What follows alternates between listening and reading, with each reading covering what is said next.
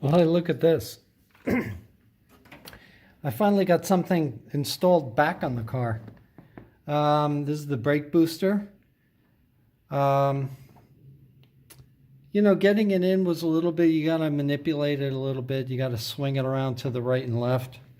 But it's cleaned up, repainted. Did a pretty good job on preservation.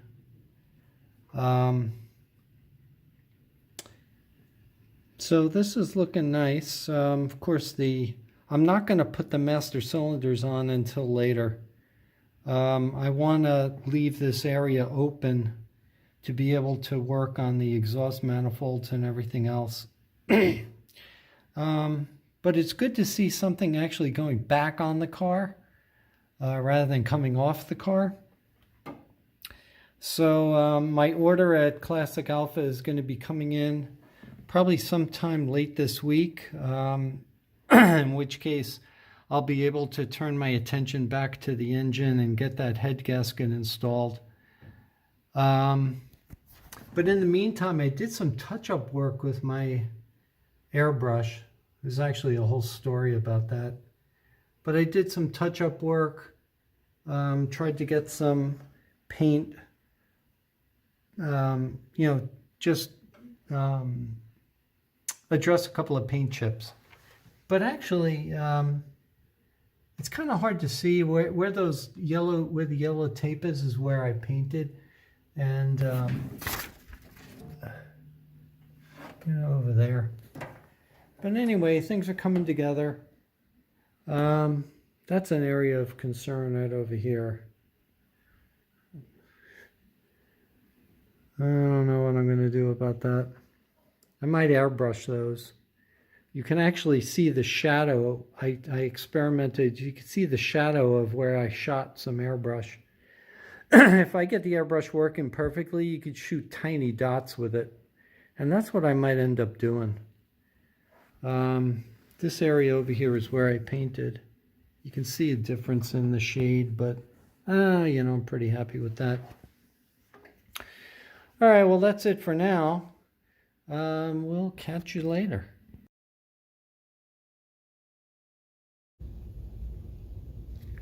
Well, in case you're not familiar, this is the brake compensator. I removed this from the car last night, and I wire brushed it to some degree to get some of this corrosion off. It's actually in very good condition. Still got some of the original coloration on the chromating, the yellow chromate, very light yellow chromate. Anyway, the bracket and everything else is actually in very nice condition, considering it was under the car. And the hardware, the hardware is also pretty good. So what I'm going to be doing is putting this into my evaporust solution that I'm heating up right now. If you start this thing up, it actually heats up a lot faster because of the motor running. I plug these up with wax, a little melted wax, and I'm going to give it the treatment, and then hopefully it'll come out like a gunmetal, and then I'm going to shellac it over. I'm going to give it a shellacking. My father used to say that all the time. I wonder why. I think it's because we were on the receiving end of the shellackings. All right. So, onwards and upwards. All right, a little update here on the balancer. I had it in the solution for, maybe a half an hour in intervals of about 5 minutes. You don't want to leave the ultrasonic on for more than 5 minutes at a time, according to the rules there, the instructions. But so what happens is,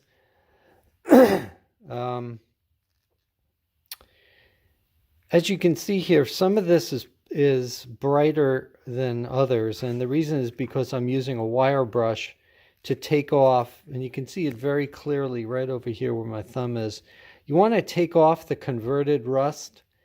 That's ferric oxide being turned into ferrous oxide, but it's a dusty finish and it's not very durable, so I wire brush it off, and you can see what the finish looks like after you've wire brushed it. So I'm going to continue to wire. You can see it very starkly here between this side and that side. So I'm going to continue to take that off, and then I'm going to coat it with shellac to give it some protection. All right. Well, here's the finished product. It's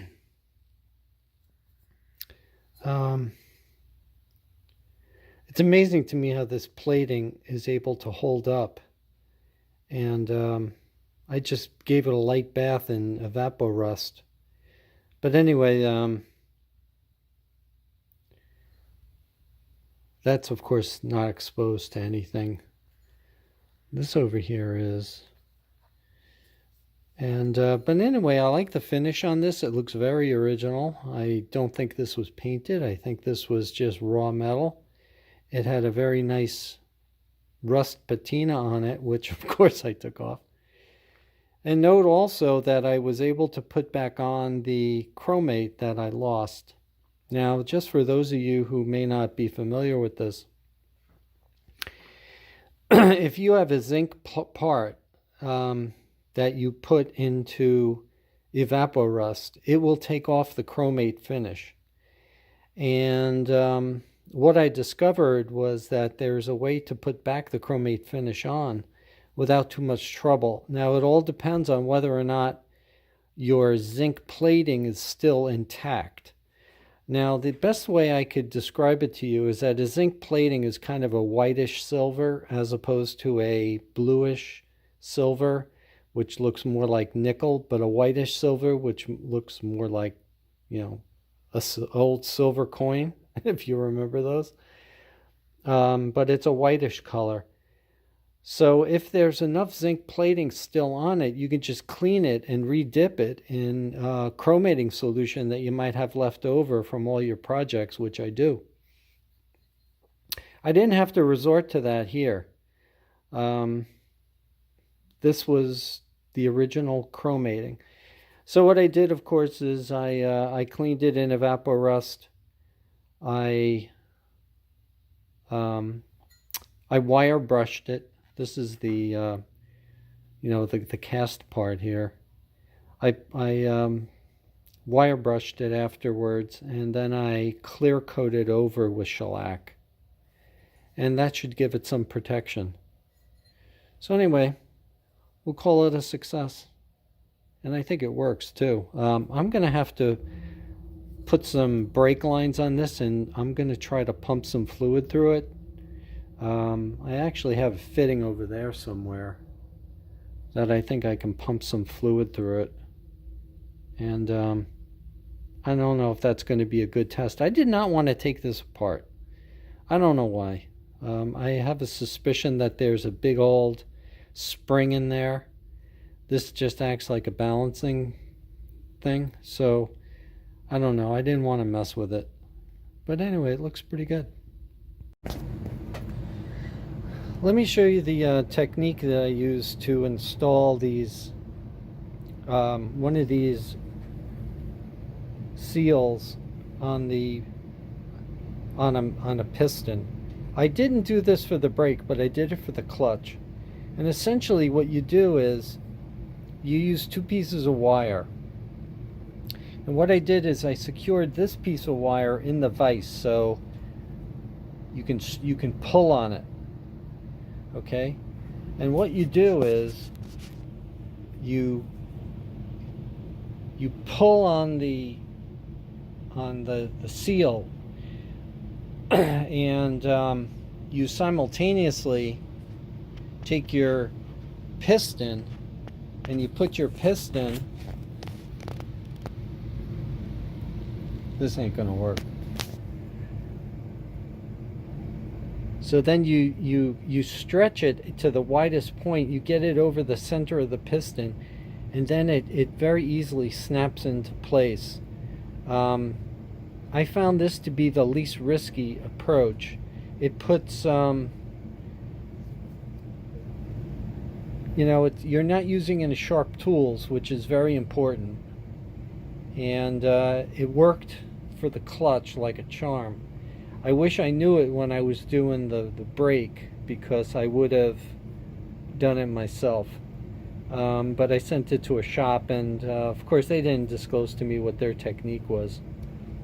But that's how I did it. Well, yes, it's a box. But it's a box from Classic Alfa. And in this box, I have all the parts that I need, hopefully, to complete my little restoration project. So I'm going to spend some time unpacking some of these items and taking a look at the quality and fit, etc. So let me get to it.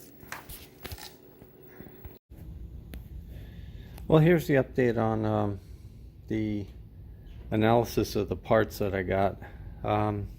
This is an engine rebuild kit from Classic Alfa, and if you notice, you've got 4 of these exhaust manifold gaskets. You've got these exhaust downpipe gaskets. Well, of course, I didn't realize that it came with this and this. So, well, actually, I did realize these, but I didn't realize it came with these, so I have an extra set. I also have an extra intake manifold gasket, because I didn't realize it came with that either. Anyway, what we're going to do today is we are going to install our intake manifold onto the head gasket, and we're going to install that on the car with the intake manifold mounted. My son is going to come over later and give me a hand with the installation of that, and the reason is because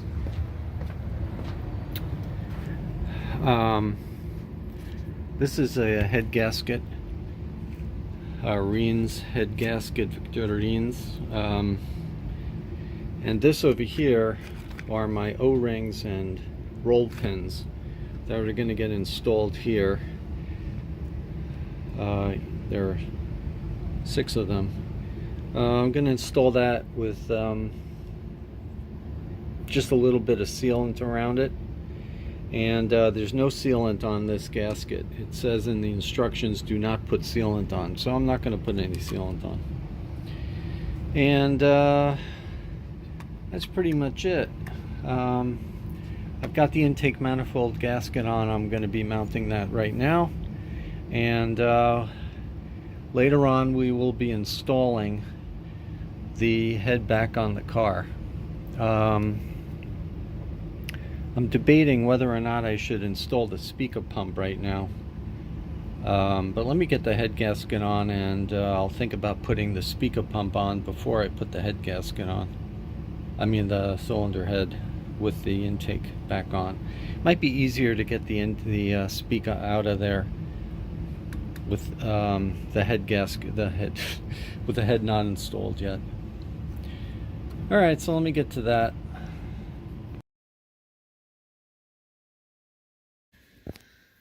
Alright, well, with the help of my son, we were able to get the cylinder head back on there. Went on actually without too much incident, but I'll tell you right now, having 2 people be able to manage the weight, because remember I've got the intake manifold on it also, but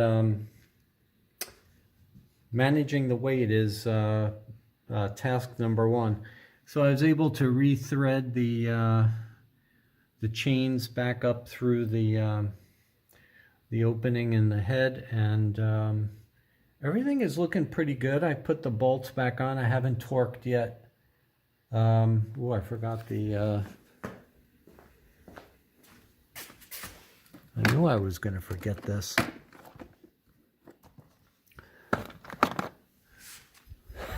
I didn't torque it down yet, but that's going to go on there. But anyway, it's looking pretty good. I'm pretty happy with it. Of course, I'm not going to know for about a month whether or not this car is actually running. But you got to start somewhere. I've got the speaker pump back in.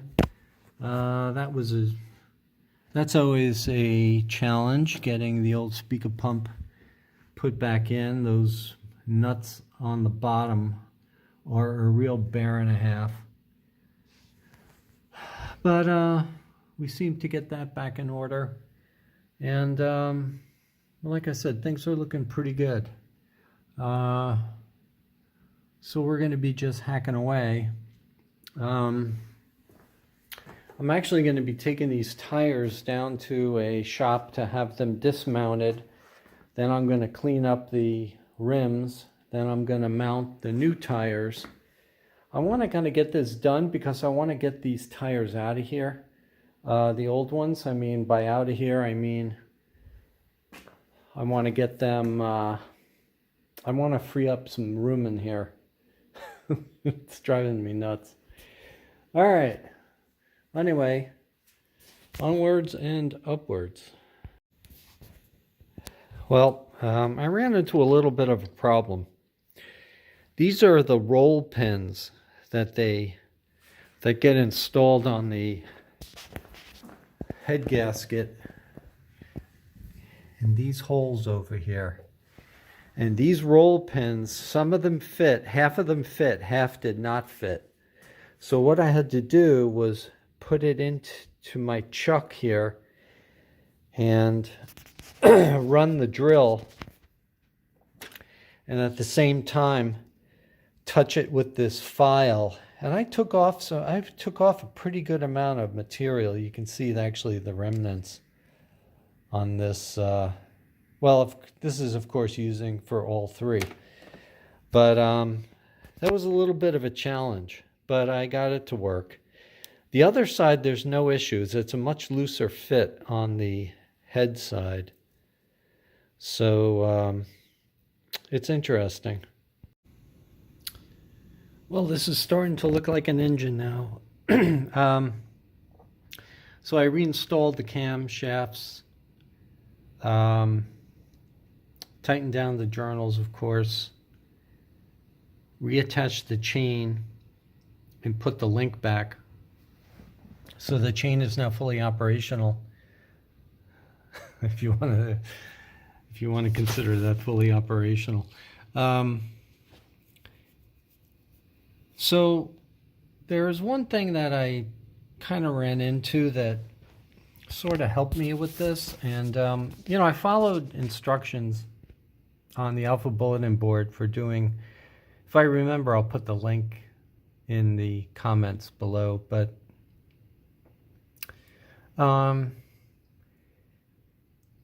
it concerned the very last phase when I put the link on. Of course, you put all the rags in here and everything to prevent, but the first thing I found was that I wasn't getting enough slack in the chain. So, you have to make sure that all the links are engaged and there's really no slack under, south of the chain tensioner. All right, so you get enough working room to work the chain link to the master, working the master link in.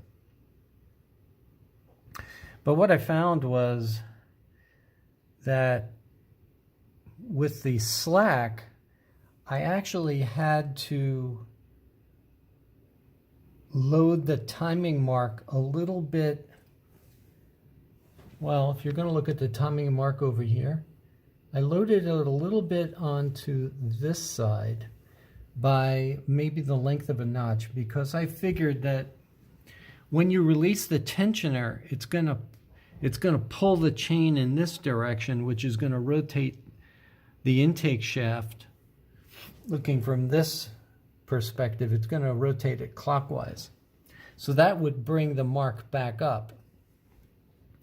Well, anyway, so I fooled around with this, and what I eventually did was sort of a compromise. I did have the mark a little bit to the left of center here, and I connected the link, and what I did was there was a little bit of slack down here. Now I knew that was going to be taken up by the tensioner because the tensioner had not been engaged yet. But so what I did was I took all the slack out of the top chain by actually rotating the intake shaft to take this slack out.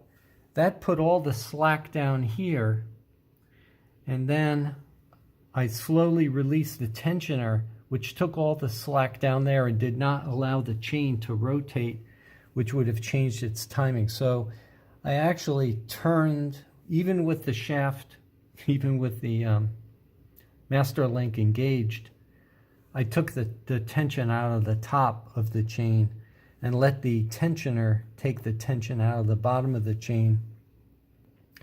And it did not move, and so I lined that back up. I had actually slightly to the left, but anyway, the bottom line is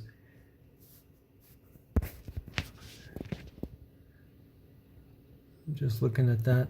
I think it's lined up almost dead on. All right, but anyway, that's kind of a long-winded explanation of what I did. So the question is, what do I do next? Well, I've got many things to choose from. I'll probably start working on getting the induction, the intake put back together. I'll probably, I don't know, I'm going to think about this a little bit. I don't know, this is one of those points where, you know, what's the best thing to do? I'll probably start working on the intake. This is going to be very time consuming to get all the piping back into place. The linkages and everything shouldn't be an issue. I could, of course, you know, maybe what I'll do at the to finish up today is to put the cam cover back on and tighten that down.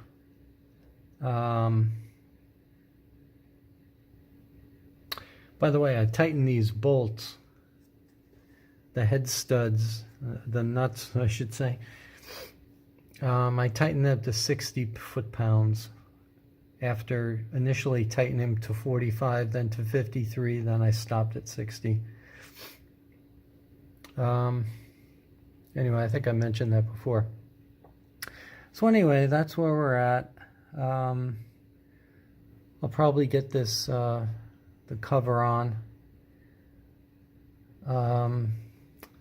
These nuts were tightened down to 15 foot-pounds, and I did these two first, then I did this one, then this one, then this one, then this one, or something like that. I think 1, 2, 3, 4, 5, 6, something like that.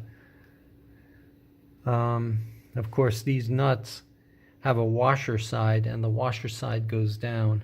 It's a little bit hard to, I don't think this rounded side is the non-washer side. You can see the washer, there's a little bit of a kind of a machined in washer, if you want to call it that, and that goes down. So that's pretty much it for now. All right. Well, just an update on this cold, chilly morning. I just torqued the head nuts to 60 foot-pounds after torquing them initially to 45 foot-pounds. And I'm probably going to leave them there. You know, the torquing is probably more about getting an even compression on the gasket rather than a specific number. And one of the things I read on the internet, which I thought was very interesting, is that the technique that you use to torque the nuts is almost as important as the number you're torquing it to or the equipment you're using. And the best way I could describe it is the technique has to be a very smooth pull, a smooth and even pull, so that whatever you're using. I have 3 different torque wrenches.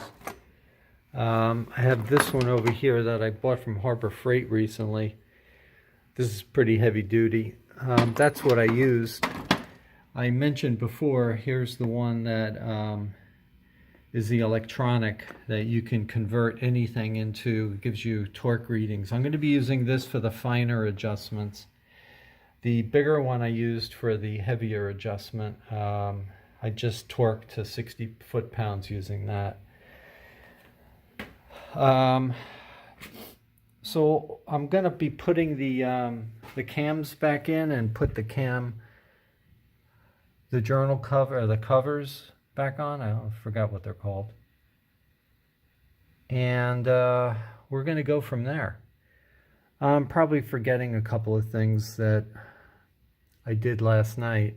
But this is the main act. So first thing I got to do is check that the crank is still on top dead center. I think it should be, because now it'll matter.